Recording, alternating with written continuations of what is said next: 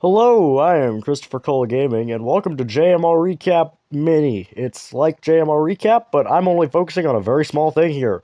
If you have not watched the qualifiers for the final race of Marbula 1 Season 4 at Casino Square, I advise you do that.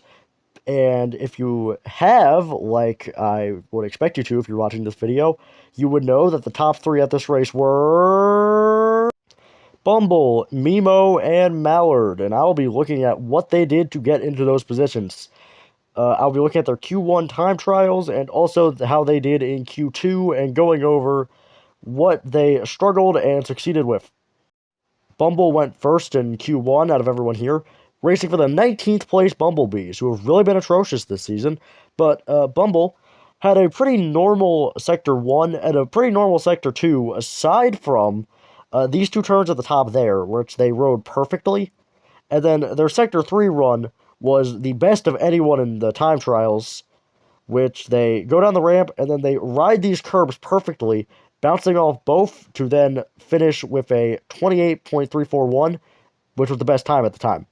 Bumble did so well in Sector 2 here as they rode that turn perfectly and then bounced up again off that wall to get a nice bank off the second back-to-back turn, which allowed them to keep momentum into Sector 3, giving them a pretty good overall time. Bumble's great Sector 3 can also be looked at here, as they almost ride the curbs perfectly, never going over them, but always keeping contact with them, which really helped them gain momentum going to the last turn. Mallard was next up, racing for the Green Ducks in 10th, where he had a pretty normal Sector 1 performance, but he rode the attenuator for a bit there, but nothing much of note for his Sector 1. His Sector 2 time was the best of anyone in the time trials, where he does the same thing as Bumble, where he bounces off that middle wall to get into a nice position for the second turn. And after that, his Sector 3 time, not as good as Bumble's, but it was good enough to get Mallard in P1, taking it from Bumble at this point in time. Mallard's Sector 3 could have been even better if he hit the first curb there at a better angle, but because he hit the first curb at the top and didn't ride it all the way, that's why his Sector 3 time was worse than Bumble's, because Bumble was able to fully maximize the speed gain off of those curbs. Mimo came out last of the teams we're talking about, racing for Team Momo in 5th, and they actually had the best Sector 1 time of everyone. And honestly, I can't tell you what made it the best Sector 1 time. I honestly do not know. Most of the Sector 1 runs kind of look the same to me. But they do the same trick where they bounce off the middle wall as the other two marbles. And then, they don't have a very good Sector 3, though. Sector 3, they kind of slow down, they bounce off the wall, they don't ride the curb very well, but that still barely slots them in 8th, where they would eventually qualify in 10th. Sector 1's where things really get fun, as Royal, who started in P1, immediately gets passed by about 5 marbles, and we see Bumble take the lead to quickly lose it to Mallard.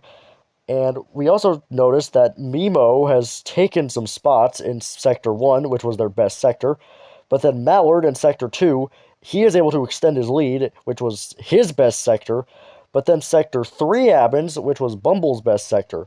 But Bumble, uncharacteristically from the time trials, actually loses a spot to Chalk before getting on the conveyor belt, and falls a decent bit behind. But here's where it gets really interesting in lap 2. We start with Mallard with a big lead, and Bumble is able to gain back on Chalk, but it now has a bunch of marbles behind them. But off screen, we see Bumble separate from those marbles, and we go into Sector 2. And this is where things start to get interesting.